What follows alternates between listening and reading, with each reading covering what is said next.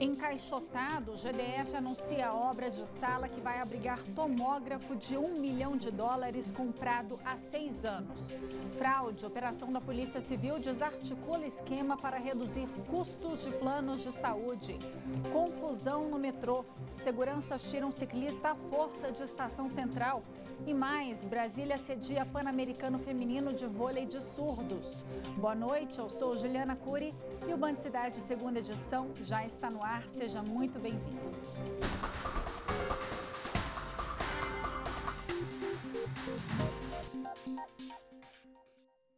A gente começa o Band Cidade falando sobre a votação para novos diretores e vice-diretores das escolas públicas do DF.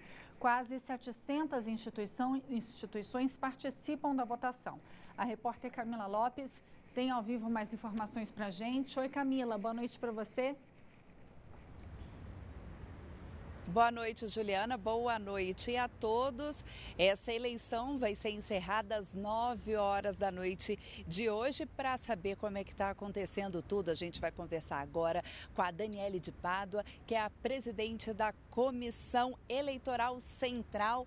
Boa noite, Daniele. Quem participou, né? Quem pode participar? Porque ainda dá tempo, né? Dessa eleição para diretor e vice-diretor. Boa noite, sim, ainda dá tempo. Até às 9 da noite, nas escolas urbanas, nós ainda estamos tendo a votação. Quem pode votar são mães, pais ou responsáveis dos estudantes, os estudantes a partir de 13 anos e os servidores da carreira magistério e da carreira assistência e os professores temporários. E aquela escola que não formou chapa, como é que fica essa situação? Fica sem gestor ou não? Como é que vocês vão colocar, né, escolher esses gestores? De forma nenhuma, terá gestores. Porém, eles serão indicados, né, pelo nosso secretário de Educação.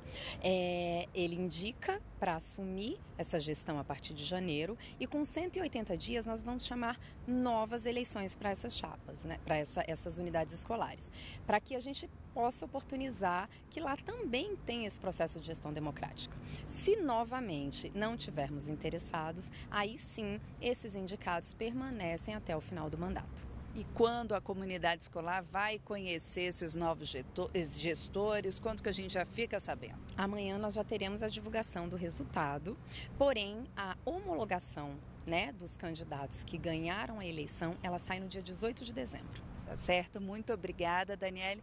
E é isso, Juliana. Agora, ó, lembrando, são 10 para as 7 agora até 9 horas. Então o pessoal dá aquela corridinha, chegou do trabalho, corre para ir na escola do filho, levar o filho para votar e escolher aí quem vai ser o diretor ou vice-diretor da escola. Volto com você aí no estúdio. É super importante, né? Obrigada, viu, Camila? Boa noite para você. E a Polícia Civil foi às ruas hoje cedo para desarticular uma organização criminosa que aplicava golpes em empresas de planos de saúde e também em clientes dessas operadoras. Os crimes foram cometidos no Rio de Janeiro e aqui no Distrito Federal. A operação contou com a colaboração do Ministério Público do DF. De acordo com as investigações, pelo menos 100 pessoas foram vítimas do esquema que envolveu 5 corretoras de plano de saúde, 3 empresas de fachada e 4 empresários que foram alvos de mandados de busca e apreensão.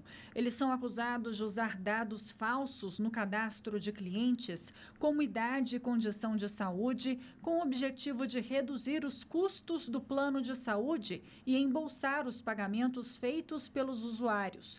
As vítimas só descobriam que se tratava de fraude quando tinham o atendimento recusado já no hospital. A partir do momento que eles empregavam a fraude, falsificando os dados qualificadores ou ainda colocando ela em quadro de pessoa jurídica que tinha contrato de convênio coletivo, ela conseguia ter acesso ao plano de uma forma mais fácil, sem precisar atender a toda a burocracia decorrente da idade ou da doença. Então, ela acabava tendo essa facilitação por essa fraude.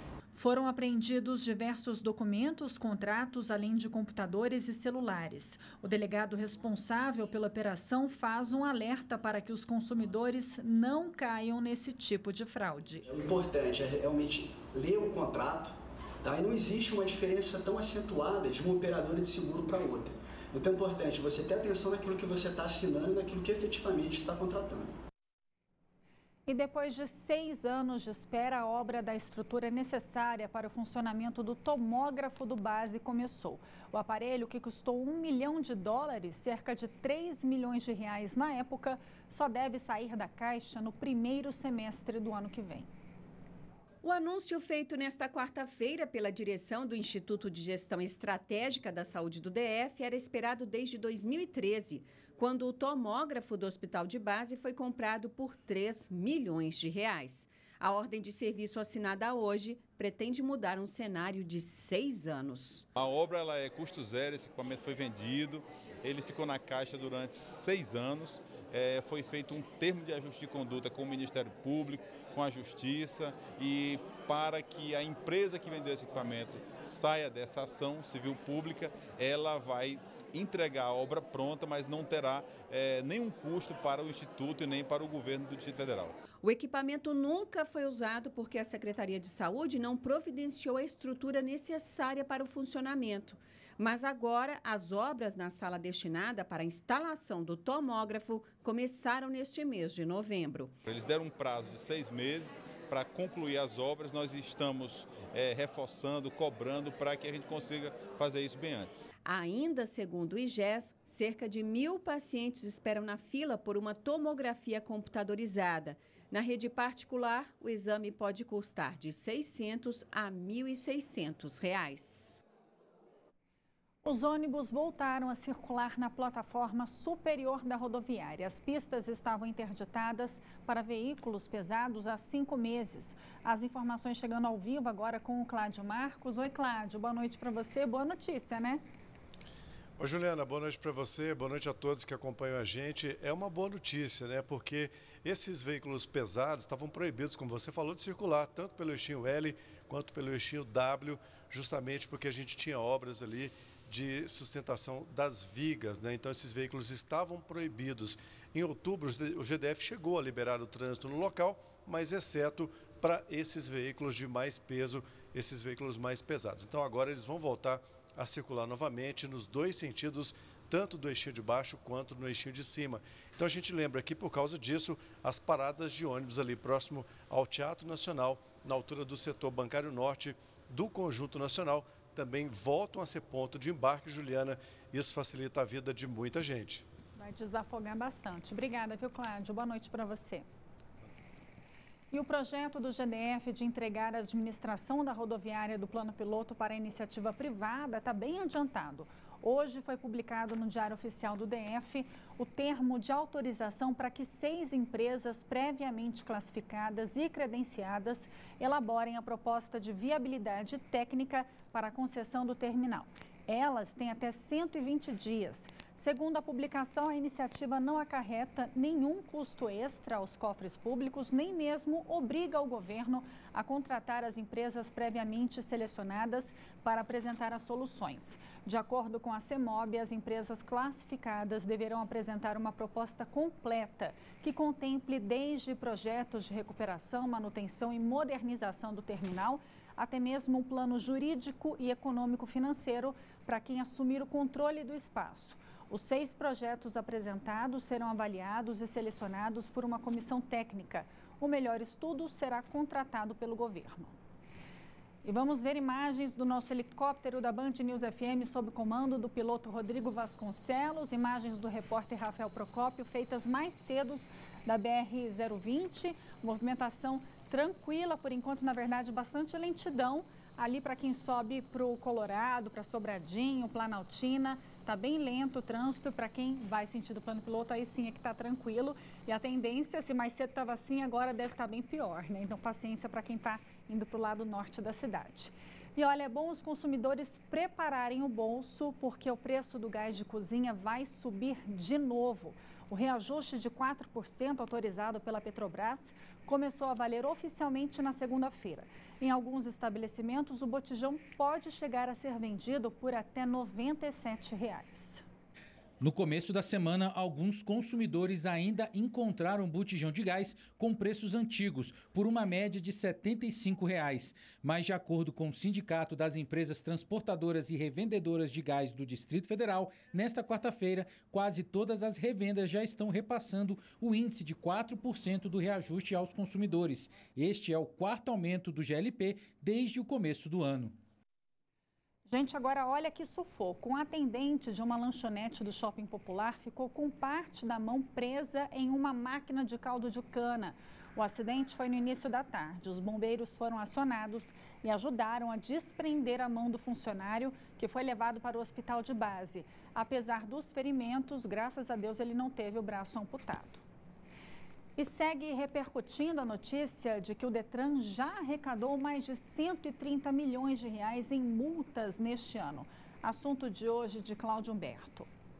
Olha, somente entre janeiro e setembro deste ano, o Detran do Distrito Federal arrecadou 130 milhões de reais em multas. É um dinheiro que pouquíssimas empresas de grande porte conseguem faturar em prazo tão curto. No caso do Detran, a lei obriga a aplicação desse dinheiro em campanhas educativas, mas o portal de transparência mostra que o Detran ignora completamente essa lei, que é o Código de Trânsito Brasileiro. O Detran do DF gastou, sabe quanto? 0 em campanhas educativas nesse período. Faturando tanto com a delinquência no trânsito, com motoristas mal educados, embolsando mais de 130 milhões de reais em 9 meses, o Detran tem dado sinais ao longo dos anos de que não tem o menor interesse de educar motoristas. Afinal, motorista educado não comete infrações, não gera multas. E eles não querem nem ouvir falar em reduzir esse espantoso faturamento. A lógica perversa pode interessar, por exemplo, aos agentes, que são os mais bem pagos do país, mas não serve à segurança do trânsito e nem muito menos à necessidade de poupar vidas. O INSS começou a pagar a segunda parcela do 13º salário dos aposentados. Já os trabalhadores da iniciativa privada devem receber a primeira até sexta-feira. Um dinheiro extra que empolga, ainda mais com o Natal batendo na porta. Mas especialistas alertam, viu? É uma boa oportunidade para pensar em quitar as dívidas. Marcos sabe bem o que fará com o 13º salário. Fazer uma viagem, né? Aproveitar as férias, uma parte das férias e aplicar o restante do dinheiro se sobrar. Gastar com os presentes de Natal, economizar, aplicar, guardar, já pensando nos impostos e gastos do ano que vem, como IPVA, IPTU, material escolar, matrícula da escola. Afinal, o que fazer com o 13º salário? Se você já pensou nisso, ótimo. Mas se não, é bom começar a se preocupar. Nesta segunda-feira, o INSS começou a depositar a segunda parcela do 13º salário. O dinheiro do benefício pode ser um alívio para os endividados, como explica este economista. Se você tem dívidas, a prioridade tem que ser quitar essas dívidas. Porque os juros hoje, ou de um cheque especial, de um cartão de crédito, financeiramente não vale a pena você manter em troca de outros gastos. Com a chegada do final do ano e o período de festas e férias, é comum gastar um pouco mais. Comprar o quê? Roupas. Vai pegar todo o dinheiro do 13º salário e vai gastar? Isso. Eu guardo essas gordurinhas que entram, como 13º ou qualquer outro benefício do trabalho, para investir em viagem, que é o que eu gosto. Meus rendimentos extras vão sempre aplicados. Se a pessoa se organizou, é possível também ter este momento de extravagância, mas sem tirar os pés do chão. A gente ganhar dobrado o salário não quer dizer que a gente pode gastar dobrado, porque vão vir gastos que não são normalmente recorrentes do nosso dia a dia, mensais, né? Então tem que se preparar sim, se organizar. Brasília está sediando o Pan-Americano Feminino de Vôlei de Surdos. O torneio vale vaga para os Jogos Surdo-Olímpicos de 2021 em Portugal. A repórter Camila Lopes acompanhou hoje o início da partida contra o México lá na ABB. À primeira vista, parece só mais um time de vôlei, mas quando você olha mais de perto, percebe que algo diferente acontece na quadra. A comunicação entre as jogadoras é feita por meio de libras. Algumas possuem aparelhos auditivos. Afinal, a gente está falando da Seleção Brasileira de Surdos. Essas 12 atletas são uma pequena amostra dos mais de 10 milhões de surdos que tem no Brasil. O que equivale a 5% da população brasileira. Algumas das meninas que representam o Brasil aqui no Pan-Americano de Vôlei de Surdos nem imaginavam que um dia poderiam defender a seleção brasileira. A Isis mesmo, que é considerada da nova geração do time, não pensava nessa possibilidade. Eu sempre tive esse sonho, sabe? Mas assim, eu nunca imaginei que seria capaz de jogar pela seleção brasileira de surdos. E o que a gente mais acha aqui são esses encontros inesperados. A Dani já faz parte do time há 5 anos. O primeiro contato com o esporte foi com um grupo de surdos. Eu comecei a treinar com os surdos, desde 2014. Eu não sabia que tinha porta para surdo. Eu treinava com os ouvidos. Depois eu descobri que tinha fora para surdo. Eu comecei a me tomar com eles. E vi que o fora do surdo teve que ter futuro. E quem comanda essas meninas é o Rubinho. Ele, que não tem deficiência auditiva, desenvolveu algumas técnicas para poder ser entendido pelas atletas. Elas são umas meninas que prestam muita atenção na gente. Existe a leitura labial, né? Então elas já estão acostumadas. Então elas olham, eu bato o pé no chão para ter a vibração, para elas olharem para mim. E quando elas olham, a gente fala, faz isso, faz aquilo. Mesmo com toda essa força de vontade de ultrapassar os obstáculos, um adversário ainda não foi vencido: a falta de apoio. Nós somos surdo-olímpicos, então nós não temos verba nem do Comitê Olímpico e nem do Olímpico Internacional, nem do brasileiro. E nós temos que sempre estar atrás através de projeto de lei de incentivo federal. Agora é torcer para que esse seja o próximo adversário a ser derrotado. Que legal, o jogo ainda está rolando e está empatado por 2-2. Lembrando que amanhã tem mais uma rodada na ABB, setor de Clube Sul, a partir das 4 da tarde. Boa sorte para essas meninas. E na Semana Nacional do Doador de Sangue, o Hemocentro divulgou que os jovens são a maioria dos doadores de sangue no DF. As informações chegando com Leandro Aislão, direto do estúdio da Rádio Band News FM. Oi, Leandro, boa noite para você. Boa noite para você também, Juliana. Boa noite a todos. É isso mesmo, viu? Aqui no Distrito Federal, mais de 2% da população é doadora de sangue, percentual aí superior à média do país. E os jovens entre 18 a 29 anos são os que mais contribuem com os bancos de sangue, que com um total de 40% das doações. E para doar sangue é preciso ter entre 16 e 69 anos de idade, pesar mais de 51 quilos e estar em bom estado de saúde, né? A Fundação Hemocentro de Brasília vem conseguindo aí manter os estoques estáveis, mas devido à chegada das festas de fim de ano, a gente sabe, né, que tem muitos acidentes nas rodovias aqui pelo país, a atenção deve ser redobrada, viu? Aqui na Band News a gente está fazendo uma campanha nessa que é a Semana Nacional de Doação de Sangue, incentivando aqui os ouvintes da Band News a fazerem esse gesto de solidariedade. O Hemocentro de Brasília, a gente lembra, fica no setor hospitalar norte, próximo ao Agarran, né, Hospital Regional da Asa Norte. O atendimento é de segunda a sábado, das 7 horas da manhã às 6 horas da noite. Mas lembrando que nesse sábado não terá atendimento devido ao feriado aqui do Distrito Federal, feriado distrital. É possível também agendar a doação pelo telefone 160, opção 2. Juliana? Obrigada, bela campanha, boas dicas. Obrigada, viu, Aislão? Boa noite para você. Boa noite. Veja a seguir, confusão no metrô. Seguranças tiram ciclista à força de estação central. A gente volta já já.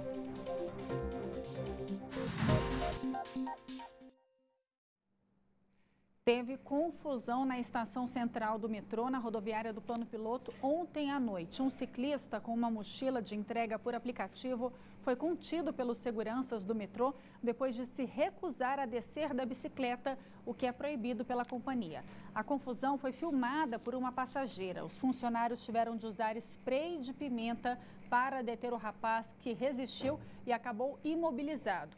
Em nota, o metrô afirma que tem intensificado as ações educativas em todas as estações. No entanto, alguns passageiros insistem em descumprir as orientações da companhia, que visam garantir a segurança de todos os passageiros e empregados. O ciclista foi indiciado por desacato e um dos agentes por injúria. Ninguém foi preso. E com a chegada do período de chuvas, aumenta o risco de proliferação do mosquito transmissor da dengue, zika e chikungunya. Em Planaltina, um morador decidiu agir.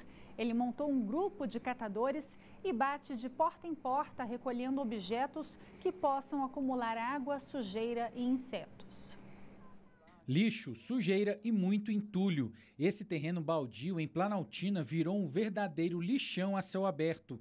Toda essa bagunça acaba contribuindo com a proliferação do mosquito da dengue, um inimigo antigo dessa região. Segundo a Secretaria de Saúde, em todo o Distrito Federal, foram notificados mais de 20 mil casos de dengue desde o começo do ano. E Planaltina é a região do DF onde mais pessoas morreram por causa da doença. Foram 6 mortes em 2019. Mas tem gente que, diante dessa situação, decide fazer a diferença. Um morador da região decidiu montar um grupo de reciclagem. Esses rapazes passam nas casas recolhendo objetos e entulho que costumam acumular sujeira, insetos e água parada. O Davi é o idealizador desse projeto, que ganhou o nome de Benjamin Reciclagem, e diz que limpa cerca de 30 casas por dia. Bate em porta, entra em contato com o próprio morador perguntando o que ele não quer amar nesses seus lares, como de papel, latas velhas, aramaiada, plasticaiada, o que for lixo reciclado, nós estamos passando, recolhendo tudo. Tem até eletrodomésticos velhos.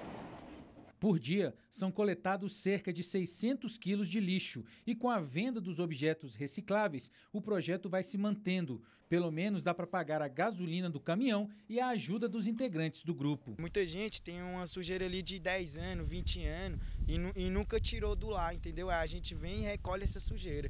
Tira tudo, limpa tudo. Os moradores dizem que a iniciativa está mantendo a cidade mais limpa e até os casos de dengue estão diminuindo. Pelo que eu acompanho na televisão, diminuiu bastante. Não passou mais como aqui um grande foco. Acho que os trabalhos deles estão sendo eficazes. O trabalho deles é excelente, porque além de eles passar recolhendo material, então para o morador, ele deixa o lote dele mais limpo ainda.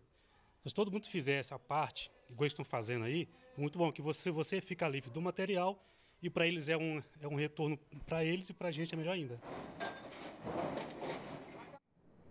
Muito legal essa iniciativa. E para quem quiser mais detalhes sobre o grupo de reciclagem, basta entrar em contato com o Davi Araújo pelo número 99114 27478.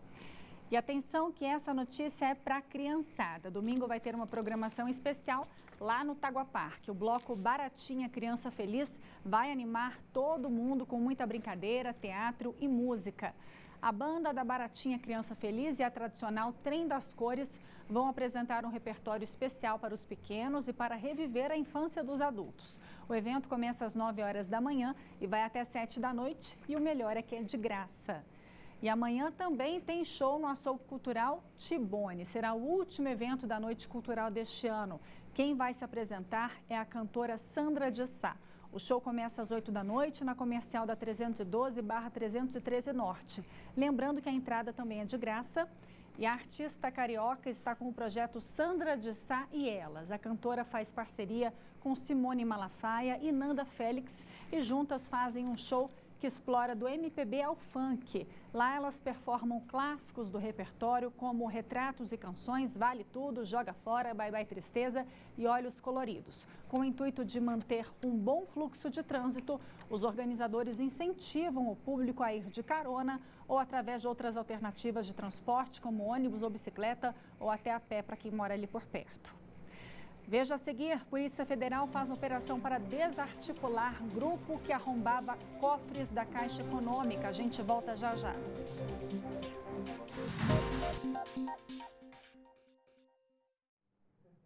Operação Chamas da Traição. A Polícia Federal mira um grupo suspeito de arrombar cofres da Caixa Econômica Federal. Foram cumpridos 3 mandados de busca e apreensão aqui na capital federal e em Valparaíso de Goiás. Celulares e documentos foram apreendidos nessa primeira etapa da operação.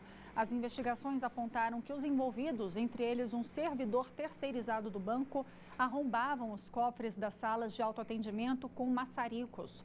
Além do crime de furto, os suspeitos podem responder também por associação criminosa. A operação começou ontem, mas a polícia continua a investigação para identificar outros envolvidos no esquema. Por meio de nota, a Caixa informou que está colaborando com as investigações, prestando todas as informações às autoridades. E a Polícia Civil prendeu um homem com mais de 20 identidades falsas dentro de um carro de luxo. A prisão foi em Águas Claras nesta terça-feira. Emerson Parreira, de 40 anos, era investigado por aplicar golpes em locadoras de veículos. Ele usava identidades falsas para colocar os carros no nome dele. Depois viajava com os automóveis para outros estados onde os vendia. Ele também possui 2 mandados de prisão em aberto, expedidos pela Justiça de Goiás. Por hoje é isso. Obrigada pela sua companhia e audiência. Vem aí o Jornal da Band com as principais notícias do Brasil e do mundo. Boa noite. Até amanhã. Tchau, tchau.